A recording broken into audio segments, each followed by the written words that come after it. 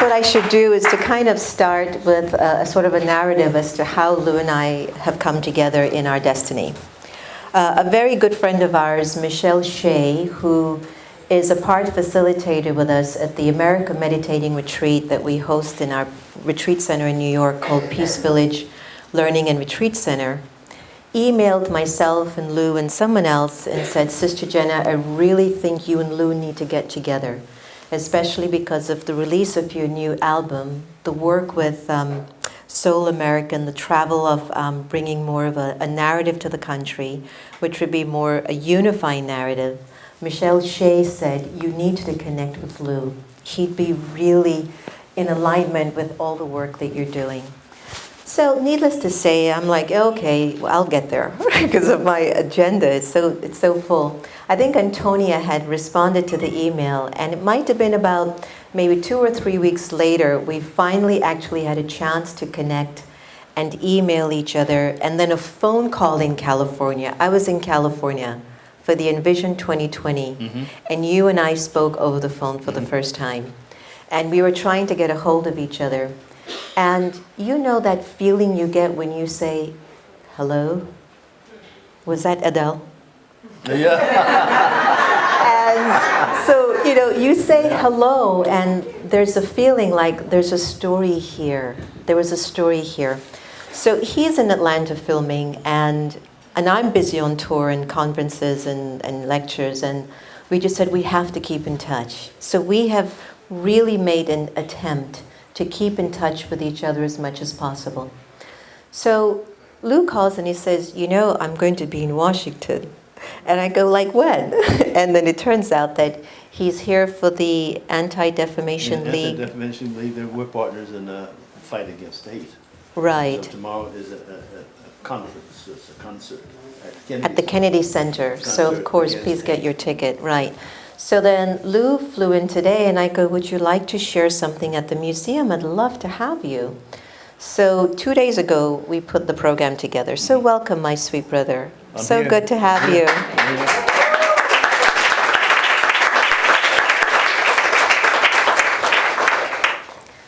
One of my personal feelings about life is that we don't have treasures as much to have a heart-to-heart conversation with anymore. The conversations that we have are of a younger generation, not to say there's anything wrong with me. Glad some of you got it. But what I mean is that there's a younger generation, they're called the millennials, and you know, they have a very strong voice and they're doing a lot of good work. And yet, at the same token, we're missing folks like Maya Angelou. Tell me about it. We're missing folks like Nelson Mandela. We're missing folks like Dr. Dorothy Hyde, individuals who gave us very deep conversations that took us to another level of our existence. I think that who we have in the room today is one of those mentors for us, Louis, who I think can take us to another continued level of saying we matter, and we are here to make positive differences, and to hear about our own lives through his own journey. So I think the first thing I'd like to perhaps raise with you today is, how are you? I'm fine. I'm blessed and highly favored. I had one of those wonderful conversations with my chauffeur over there, my chauffeur over there. We started a wonderful relationship and conversation, and the more the better. Yeah, yeah. So lately, a lot has changed, and perhaps maybe not in your eyes. Perhaps what you're witnessing in the narrative at a national level is something that you've often heard and seen. It's just more amplified in the media. What are your thoughts about what you're witnessing on the news, in government, in the society that's, you know, Charlottesville, Las Vegas? What are you thinking inside of you about the times we're in? I think it's a time, it's a world whose time has come. I think these things have been happening all around the world when it's not in the papers. I've been around the planet and around the United States for a long time. Around the planet, it's always been that way. I think we've come to a point now that everything, the dragon's out of the cave, the hood's off the heads, all of us Well, our voices are now on the table. I think God did that. Now is the time for us to take stuff out of the closets, off the shelves, and come up with some kind of belief system that's going to save us all. It's not time for somebody else to do it. So I think there's one time somebody's coming here today. When are they coming? See, Council Member Leventhal, and he's running for office. You're in trouble. She's someone who needed my help. We're only playing with you. That's the way we used to do it, then we have to now pay attention, because even the stuff our brilliant young people are trying to fight for rights of, if they win those rights, it's really less than they deserve, because they don't know who they are. But the reason why they don't know who they are is because we don't know who we are to teach them who they are. Wow. So there's a disconnection. So there are things to do. Well, So it's been 80 years for you so far, a little Yep. plus 80. You look good. I feel good.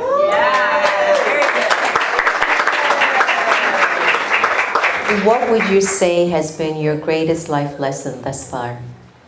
My greatest life lesson came from my great-grandmother, who raised me and my cousins. And I have a photograph of her in that book. So it's a photograph of me at 17 and her at 115. And so she came from Georgia, and she was a slave. And she said a long time ago, because I started to be a famous person at the age of 15 on Broadway, and she had this thing called Railroad Mill Snuffing Her. That was something that the elders did. They thought they did all the time. She was a slave. I didn't meet her when she was a slave, but she must have been freed. The Bible started after the slaves were freed. Her birth was not recorded in the Bible. So we got together in that photograph in 1954. She did some arithmetic. So she was more or less 115 years old when she passed away. Wow. And she said to me one time, when I thought I was the king of the block, and I had the best clothes, I was the king of the block, that she said, let me tell you something. She go, God was here before you got here. He's going to be here while you're here. He's going to be here a long time after you're gone. You better calm down and let him run things. When I listened, everything was good. When I did, everything was bad. It's as simple as that. Whatever we believe, either he's in charge or he's not. So if he's in charge, then there's certain things to get that relationship, to get those messages. We have to get ourselves in a receptive area. And that's my responsibility, maybe it's yours, to be receptive of the message. The message is written in a country. We hold this truth to be self-evident, that all men are created equal. And now I lay my down to sleep, I play it up. All of it, in every religion, we are prepared to get the message passed on to the next generation, so we get a generation at a time. So we all get to benefit from the benefits of our higher power. So it's daily now, from then on, especially now. So at 50, I was 100. No, it's like my great-grandmother. Now at 81, I'm now 50. So I pass it on to the elders, you know. It ain't over till it's over. It's a beautiful life to be see-through without problems. You see how many people who are not see-through were falling like flies. Yeah. But I'm see-through, and that's my job on a daily basis, to be diaphanous. And look the word up. That's so beautiful. Yeah, I will. We had a nice heart-to-heart in the office before we came out, and Lou was very transparent in sharing with him some journeys or choices that he made that perhaps took him down another road, whether it was alcoholism or drugs and so on. And we talked about what was it that actually got you to that place of even saying, you know, this was not good for my body, but I was still putting it in my system. What was it? Where were you at that time in your life? I was a hippie. I was on the So all hippies did that? Yeah. I was a winner. That's what we all did. If I didn't do it, I wouldn't have made it. And the thing was, I got from my uncles, my father. They danced. They were the most popular.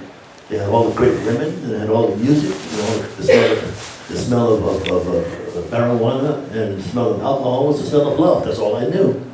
So I promised myself that as soon as I got up, I'm going to be like them. Oh. That's was the first. That's all I knew.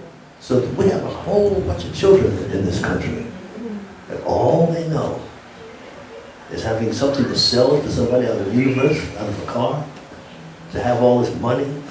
They think that's happiness because they didn't learn anything else. Wow. We have single parents. Some of the men that I know who are they're millionaires now, all they see is their mothers sitting up there. So we have some stuff to do, I think, for what it's worth. As an elder, we have to clean something out, our act up a little bit. It's our job. So forget about these guys and these atrocities. They won't happen if we take first things first. Brush our own teeth before we speak. To let go and let God. God was here before you got it, etc. Take care of ourselves spiritually, emotionally, physically, and take care of ourselves, and then pass that on.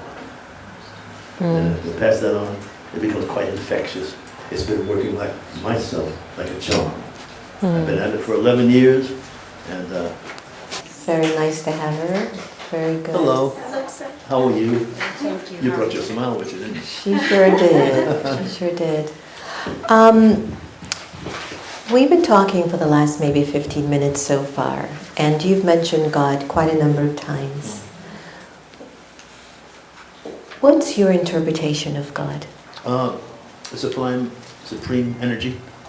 I don't have a painting of him or her, whatever it might call, but that energy is an energy of cleanliness that I have been inspired to get close to.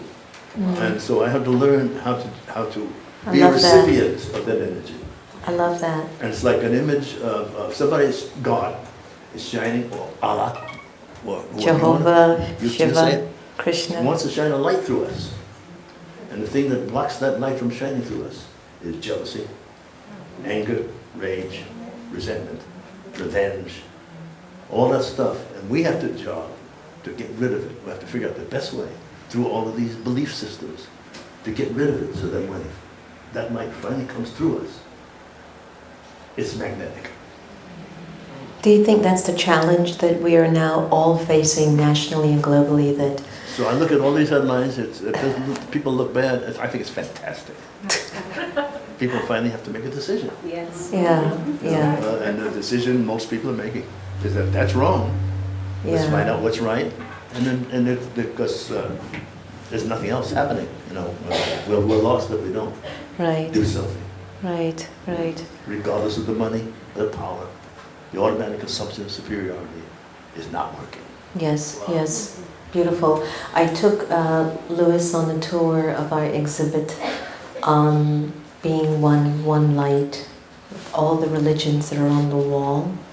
If you ever get a chance to really read into it, the whole question is, why is it that so many religions speak very similar things, but we then say we choose this religion as our faith, whether we think it's a superior faith or not, and yet each time I go deeper into my own spiritual truth, I realize that my soul wasn't born with a religion other than the religion of peace and purity. And so when you said God is cleanliness, it's pure, I so resonated with that, because when I first started my journey, guys with the mic, could you help me with just keeping the volume one level for the mic, please? When I started my journey of service, I just was like, whatever, don't worry, I just want to serve and help people. Then after my first or second year, I realized I couldn't be of service if I wasn't clean inside. But I didn't know that. I thought service was just the gab or the tongues. I'm teasing my friend. But I thought like service was to help feed those who needed to be clothed, make sure somebody who was hungry, give them food. Speak wisdom that could help them up. And what happened to me is on the journey, in my first 4 years, I was sitting in front of God's light, the one that you see here that you love so much. And I told God, I'm not what people think I am. And he whispered so gently in my consciousness, he says, I don't need you to be perfect. I just want you to be honest. And that was my real moment of stepping into my cleanliness as a spiritual person. Well, the key, because people think it's overwhelming, all you got to do is go in that direction. In the direction of the light. You know where the darkness is? Go in the direction, thank you, sir. Go in the direction of the light. And if you have a choice to go, and every day we have the choice to go in the direction of the dark or go in the direction of the light, regardless. And then all of a sudden, if you've got some kids around, they really pay attention. Cell phone goes away. Because that's what they're trying to tell you. They can't put it into words, but they're saying, tell me what to do. That's natural, one generation to the next. I remember the black generations back here in Washington and New York and Philadelphia were the best neighborhoods, were the black neighborhoods before integration. People couldn't wait to get there. There was no homeless, minimum of violence, great music, great food. Somewhere during integration, we might have abandoned that and got something that wasn't as good as. So now people are upset because they don't get equal of what's not as good as what they already have. So perhaps we have to go back to those roots and get ourselves ready to save the day for the rest of us. In the mini-series Roots, you played the memorable role of the wise fiddler. You remember him? And do you remember that? Yes, I do. And although the network executives were apprehensive about the Roots series, it actually had historically high ratings. What impact did this series have on society, and did it help to open up dialogues about race? No, it broke up. We had no idea. We had no idea. But after the 7 days, because they wanted to get out of there because of the southern market, the entire world had stopped.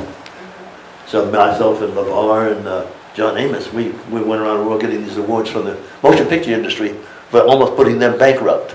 Wow. Because the entire world had stopped to watch Roots for 7 days. Yeah. Yeah. So you never know. But honesty is the best policy in that sense. It's, you don't have to figure anything out. There's nothing to figure out. It's a simple process on a daily basis to get remarried to the principles that keep us heading toward the light. You know, give us short attention span. Do it every day. We were at the White House last year with LeVar Burton, Valerie Jarrett, Joshua Dubois, Mark Roper, and they did a remake of Roots. And at the White House, we had a conversation about, is this the time for Roots to be replayed in the society? And you'd be surprised to hear a lot, but from the younger generation, African-American young men and women that were also in attendance, basically goes, I don't think we need to see that. It wasn't important. That's not where we needed to go. It turned out when the Roots series was rebroadcast, the new series, it had the highest ratings again. And so there is a story here for us to understand. When I look back at the history, I look back at resilient spirits. I look back at strength of character. I look at individuals who see something wrong being done on someone and they were afraid to speak up for the sake of their own safety.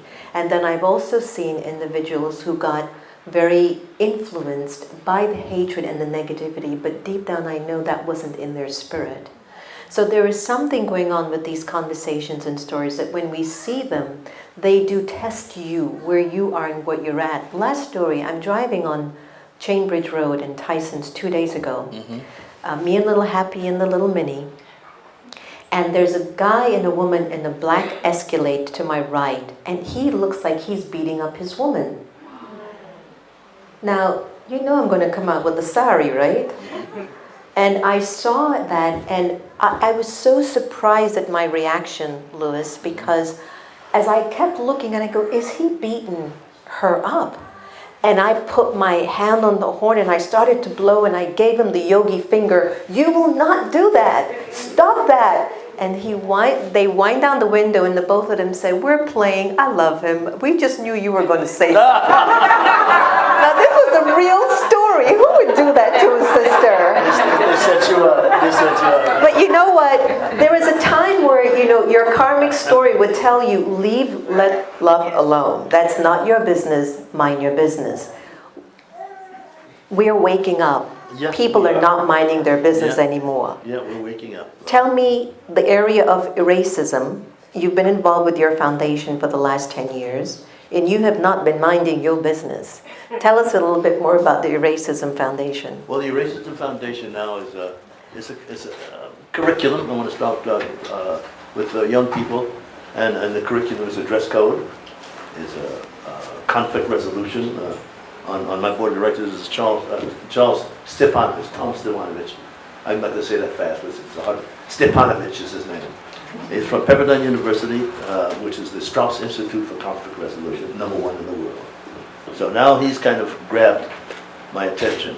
And the curriculum for young people of all nationalities, all ethnicities, at the same age, over a certain period of time, not unlike a synagogue, where they learn the basics of physical fitness, a dress code, rules of behavior, respect for the elder, respect for the opposite sex, the knowledge of another's culture, conflict resolution, physical fitness, spirituality, and what is expected of them at what age.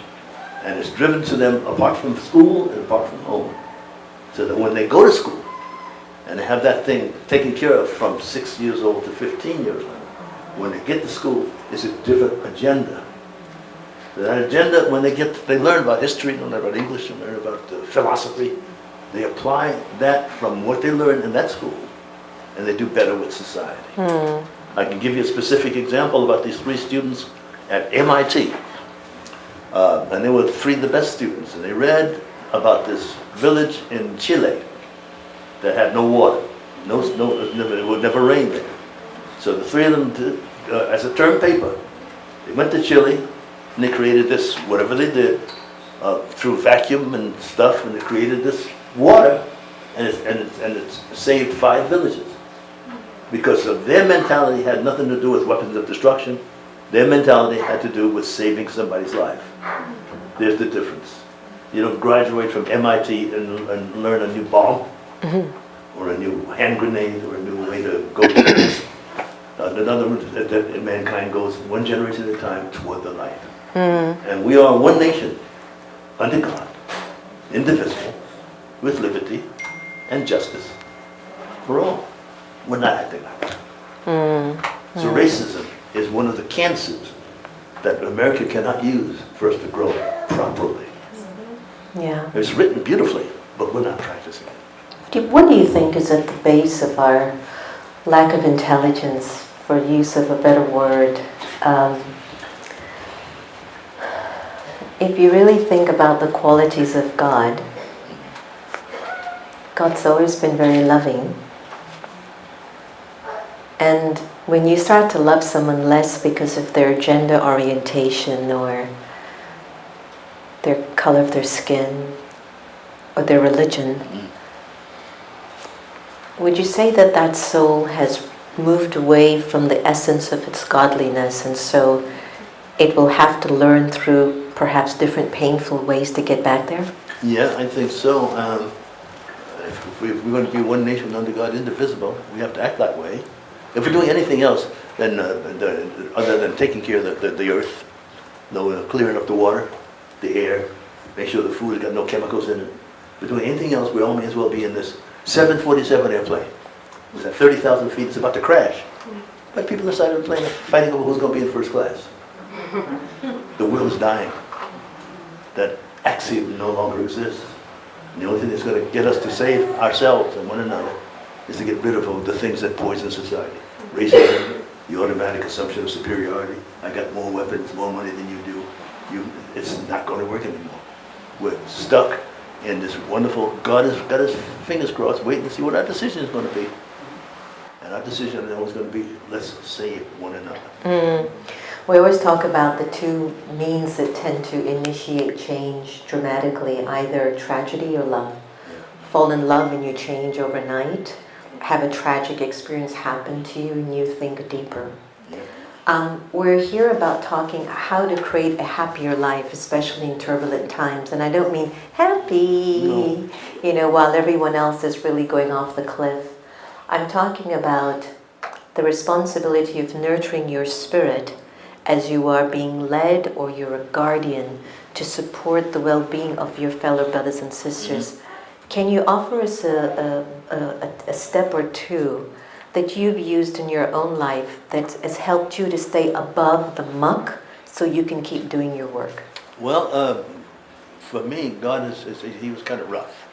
You know, I had no choice. Either I was going to die or I was going to believe something. But so I started to believe certain things, that he was in charge and nobody else was.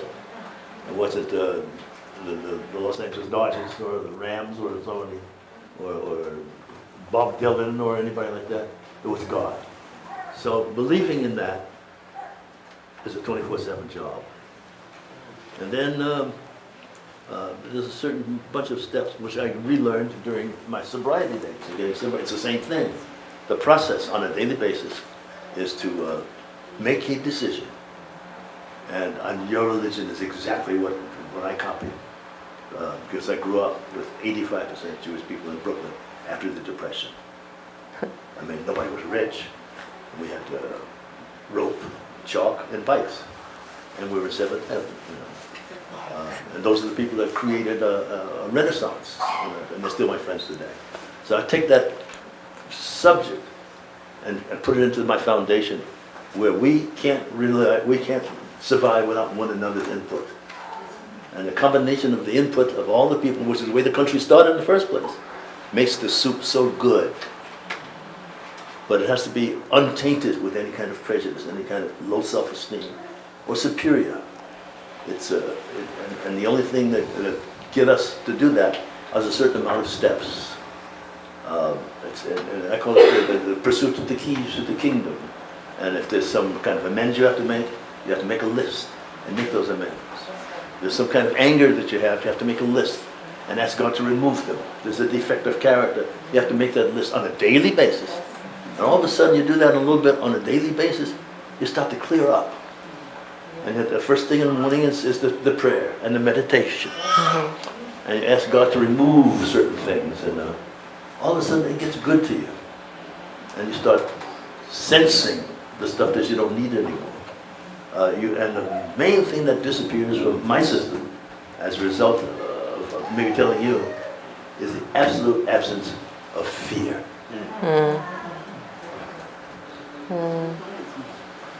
Fantastic, thank you. Isn't that bravo? Did you lose your mic? No, the other mic. Did you lose your mic? I guess I must have. Look right beside you. Yeah, but your mic. Look for your mic down there, the little lapel. Beautiful. Do we have room for questions? Questions and answers? So at the beginning of the program, we pass out cards. If you have a card with a question on it, you can pass it to the center. And on your lapel. Thank you. Thank you. That's why Santosh was like, the mic. Thank you. So here's a wonderful question for you, Mr. Gossett. So what advice would you give to your younger self, or a younger black man? Wow, great question. You're freer than you think you are. Wow. That's a tweeter. That's a tweeter. Any other question? That's a great, who asked that question? That's a great question. If you have more questions, you can pass them to the center. Here's another great question. What do you think is the most important subject to study as a young black man? This is from someone who is 11 years old. Oh. Who's 11 years old? Ah, there you are. Let me see. Come on up. So what do you think is the most Come on important here. subject? Come on now. Come on. Yay. Could you ask Mr. Gossett that question? Could you ask him your question on the mic? What do you think is the most important subject to study as a young black man? As a young Wow. man. What's your name? Aaron Smith. Aaron Smith. I It's a great question. So the answer Have a is, seat, Aaron. come on up here, let everybody see you. Wait. Yeah, come look at it. Hey, Aaron, you're the future. Okay, have a seat. Let me ask you a question. Do you know where your people come from? Africa. Do you know anything about it? Yeah, you know anything about the society? Some. Well, that's the most important things to find out upon whose shoulders you stand, what your culture represents, and find out the stuff that keeps you going one day at a time, and be proud of where you come from, and add that positively to the whole of society. Because there's one thing that's missing between you and other children. They know through movies and books and libraries where they come from. Napoleon, and the people of France, and the people of Spain, people of England, and the people of all the European countries, and the Scandinavian countries. There's been movies about them ad infinitum, but none about you. So you have to go and find out who you are, and most of it is positive. And I'm going to give a plug to the National African American Museum. If you've not been There's a there, museum. you need to go there. Yeah. You went there, Have so you go been Be again. sure to allow yourself Take your time. You go Yeah. and know who you Expect are. 4 hours, but start from the top. Yeah. I did top because I wanted to party on my way down, so I could deal with the story. Because the reason why was like I took Michael Beckwith there a few weeks ago That's an from old friend, by Agape. the way. And we called each other at Yeah. the museum, and I told Michael that I heard that when you start from the bottom, the heaviness of the history was like sort of holding you down. That even as you went up to the celebration, I'm not quite sure if you really knew how to celebrate. So we said, can we start from up so that we could understand where we've come from? There's an old Native American. His name is Chief Joseph. And Chief Joseph took his grandson on a trail, and he kept telling him, please look as I leave these pebbles behind, remember where you're coming from. And so he used to always remember his grandfather telling him, remember where you come from. And he would just say, yes, Grandpa, yes. So many years passed. 20 years later, his grandfather passed away, but he remembered the story of his grandfather telling him, never forget where you're coming from. And he wondered, what did that mean? So he realized, if you forget where you're coming from, you won't know where you're going. And so I think the importance is not to just hear the history that we just hear at school or what we see on television, but to have the interest to talk to your grandmother, to talk to your grandfather and ask them, what was it like in your days? And then, of course, to listen more to stories of history that would sort of perhaps make you realize how strong and resilient and brave and how noble your character is as God's It's an child. amazing story. So I hope that was beautiful for you. Thank you. Give him a big hand, our future generation. That when you find out about your roots, about slavery and all the atrocities, the one trick is not to get upset. There's a bigger thing, there's a bigger picture. And upset is a self-destructive, high blood pressure, diabetes, cancer thing to do. So you have to be, I got my lessons from Nelson Mandela. I sat there and with 15 minutes, and he was gone for 27 years. If anybody had a reason really To be upset was Nelson. and he came out like this. Wow, so he had an idea about the world, even in those 27 years. So they have no time for that. Not now. Your time is to get your knowledge, know how powerful you are, and give it away for nothing. Yay. Give him a big hand. You're our future. Do we have another question? We have another question here, and I think this really maybe it's a conversation for both of you. And the individual's asking about your own spiritual awakening, and what stage in your life were you when that happened? Oh. You go. Okay. You're younger. Oh, yeah, okay. It's been a couple of times. The one time I do remember quite specifically is not too long ago, about 15 to 20 years ago. I was speaking for some young kids, and I was speaking so like I can get involved, I can speak. And I start sweating, and it's 115 degrees in the valley. and I was getting a sunstroke. And I was getting some Gatorade stuff, and it didn't work, but I kept on, so I finished what I was saying, and I got in the car, and I stopped at 3 gas stations to try and get my senses back, and kept on nodding out.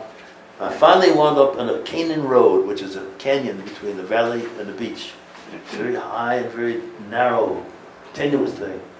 And I fell asleep, and God made sure I went into a wall instead of going off a cliff. Next thing I knew is I was being pulled out of the car. And by the time I got to the hospital, I was in a tunnel with all my friends on the side trying to go back, and there was a light at the end of it. And all of a sudden, I don't know, I guess it was Grandma. She said, "Go back, it's not your turn." And I came back, and I was so happy to be back that it said, "I'm going to behave myself now." And I started that day to behave myself and be extra attention to spirit, physical, emotional spirit on a daily basis. And it takes for all of us something to do on a daily basis to be in that direction. It worked. It's working as I speak. I'm so glad Grandma sent you back. She sure did. She only lied to me one time. She said, "This is going to hurt me more than it's going to hurt you." We have here another interesting question. It said, we're asking, in what ways has playing different acting roles contributed to your growth and your fearlessness? Oh, nice question. Well, and then I'm going to, then she's got to talk, okay? Let her talk. Anyway, when you take that spiritual bath, you can put more of you in characters. So this is where you have a reality base. So in a reality base, I can have the courage to play villains and bad guys and good guys. It's easier because I'm not putting myself into it. I'm just putting new clothes on, and then at the end, I have to make sure I take them back off, become myself. It's easier now than it used to be. It's easier now. It reminds me of the story of spirituality, that the soul is the actor, but the many parts that you play are just different than the soul. In a sense, our non-physical energy is carrying many stories, and perhaps one of our greatest challenges is to release some of these stories that we've become so attached to, especially the painful stories. And the other day I was in the airport in Florida, in Miami, coming back to DC. And I have a tendency of walking through the airport and just looking at everyone, and I would talk to God and say, "God, what was your child like before they became attached to their stories?" And I would ask this question as I would look at everyone passing them by, because I could see the multitude of characters that we all walk with, like the personalities that we all walk with. And every time I ask this question, "God, what was your child like before they got attached to all their stories?" He would always say they were pure.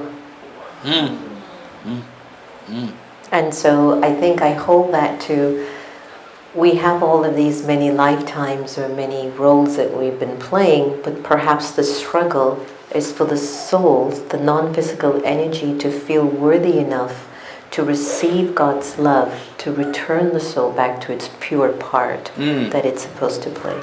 Yeah. It's amazing. Yeah. Yeah. Look at that. But fear is an enemy. It's a terrible enemy. Yeah. Yeah. Fear of being broke. Fear.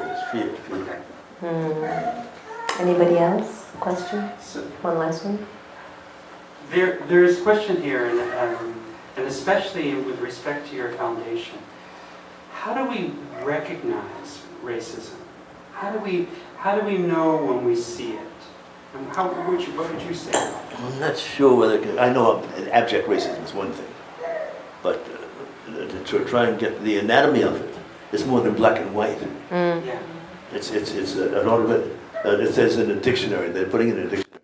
Racism is the automatic assumption that one race is superior to another. There's no such thing. So there's certain things that we have been raised to believe. Started in Africa, in India, and other places. I have the swords, you don't. I have the food. It's not just America. It's the human. It's everywhere. Yeah. It's the human condition. So the truth is a proof that we need a higher source of learning in order to get rid of what our defects of character are. And we have to do it together. We have to practice this stuff together. So I can recognize racism in my best white friend. He likes it so bad that he says, okay, I'm going to fix this for you. He can't fix it for me. He just has to love me and I have to love him. We can, our thing was to, I'll give you an example and I'm going to stop, I'm going to shut up. I was 12 years old in Brooklyn with my friend Stanley Ralph Ross, the Jewish guy that I grew up with. We were playing Superman. There's Captain Marvel and Superman. And Hopalong Cassidy was my heroes. So I was very good at it. But I said I got to be 12 years old. I got to be racially conscious. So I was upset and I couldn't play Superman as well. So he says, hey Louis, what's the matter with you today? I said, well, I don't look like Superman. It's not working. He said, what are you talking about? You're Superman today. So he was a friend that did not have racism in his system. He didn't say, we'll work on it so that you can be Superman tomorrow. He said, you're Superman today.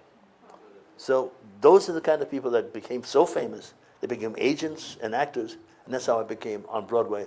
A little black kid at the age of 15 years old from Brooklyn who couldn't speak, having a lead on Broadway at the age of 17, that's not supposed to be possible had it not been for that kind of American society. Bravo. That's it. So I think it brings me back to the cure. What we need to create a life of happiness will definitely require us peeling away from the attachment to the color of our skin and our gender identity, even nationality and language. And that's not so easy. It's easier said than done because every day we look in the mirror, we're meeting a physical form, and it imprints on our thought form as a confirmation. I am a black man or a black woman. I am this. But yet we're missing the quality of the part. I think we're missing the importance of the virtues and the essence of spirit rather than the physical form that we see. Yeah. And it just seems to me more and more that the reason why things have reached the intensity that it has, where our conscience is being tested to awaken and to stay awake. Remember, the students wake up, but the teachers have to stay awake, right? So we're awakening to feeling like, I don't care if you're black or white, what you're doing isn't right. Is it right? I don't care if you're rich or poor, if you're in a position of power or not. What you're saying and how you're saying it to another person isn't right. It doesn't feel right to my spirit.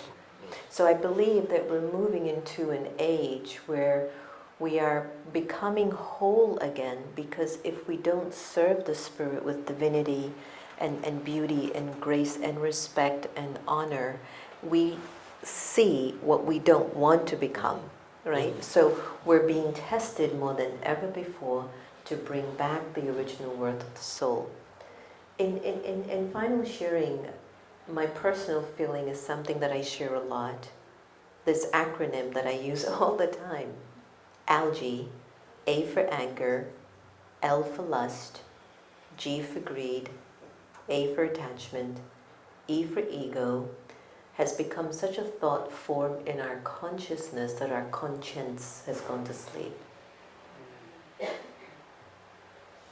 Anger, lust, greed, attachment, and ego has now become our new norm of intentionality, or sometimes way of thinking and being, that the conscience has gone to sleep, so we're not consciously awakened. So that's why we need to hear conversations like ours. We need to hear, we need to see examples that bring us away from algae, back into the original worth of the soul, in order to give us the courage to say, I'm not going to stand for that, like the guy and the girl who were trying to fool me by beating each other up. And my pure consciousness woke up and said, I can't support that behavior. So it's not the time to be physically silent, but it is the time for the soul to be silent, where now our souls must begin to narrate pure thinking. So when the soul is nurturing the self with pure thoughts, then internally that being is silent. So with that energy of silence and purity, then you can do the work the world needs from you to shift what we're witnessing today. And I think because we're not having a lot of silent minds, we're still in the fighting mode and still afraid because we're still not certain if the outcome's going to be good. So that's why that self-responsibility, the soul responsibility, the spiritual work is needed now more than ever. And it's a great time for that. It's a great time for that, yeah. Okay, one more question and then...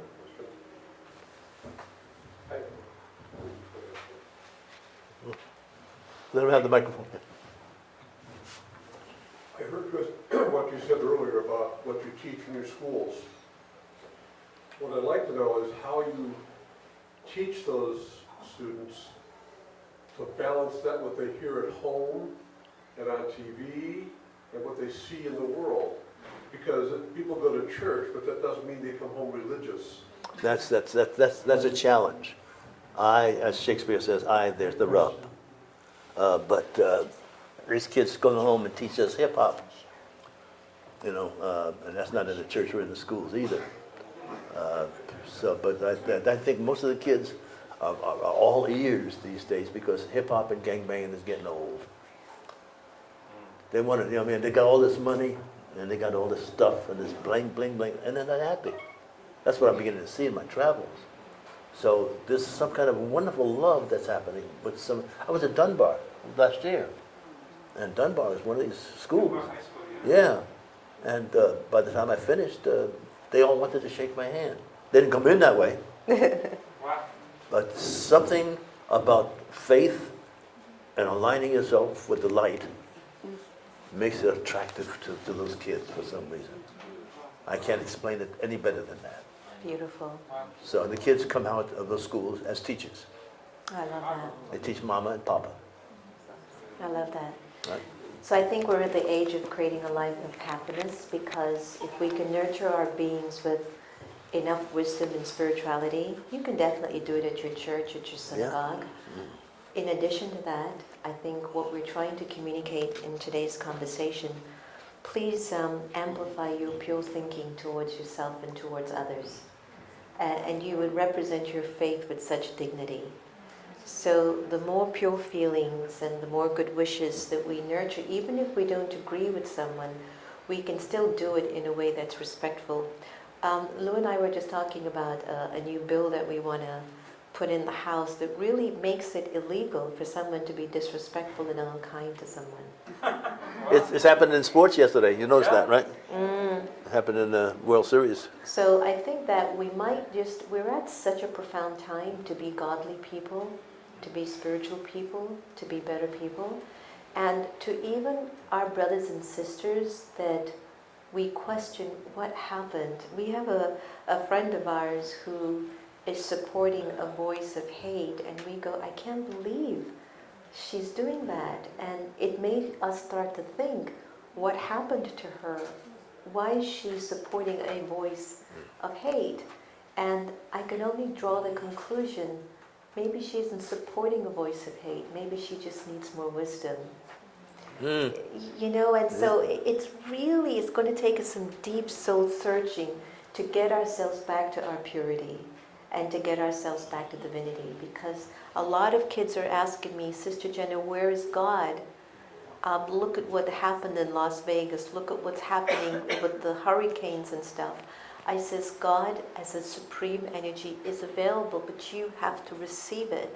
And in order for you to receive God's energy, you can't have negative thoughts about anyone. Absolutely. And so that's a narrative that none of them have ever heard before. Nobody told them. And that's meditation, to be able to not feed that wolf that is so critical and so judgmental and so dark in spirit. I'm here to learn from her And how vice better to versa. meditate. Yeah, and vice versa. Then shall we do some meditation then? And Yes, close out? please. Yeah? Yes, please. Yeah. Everyone, I'm sorry, you have a question? And then we can close? Nice to meet you too. Marilyn, isn't there one light in all of us already? The one consciousness and It's there. it's there, it's already there. It's all covered up. Thank you. So shall we give a warm hand of applause to our wonderful brother?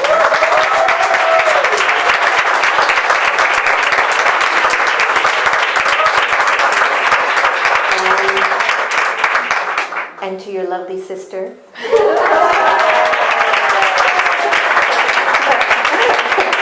And to yourself. Yeah, and to yourself. And definitely to all the angels here that keep the Meditation Museum going again. We put this together in 2 days, and I was sharing with the family and the staff. I said, you know, we've got such a system that we can put together a program and friends come in 2-3 days and make it meaningful. And I think that shows the power of our purpose and the power of our unity. And we think this model should go out in the world. So thank you all. Thanks to all of my angels.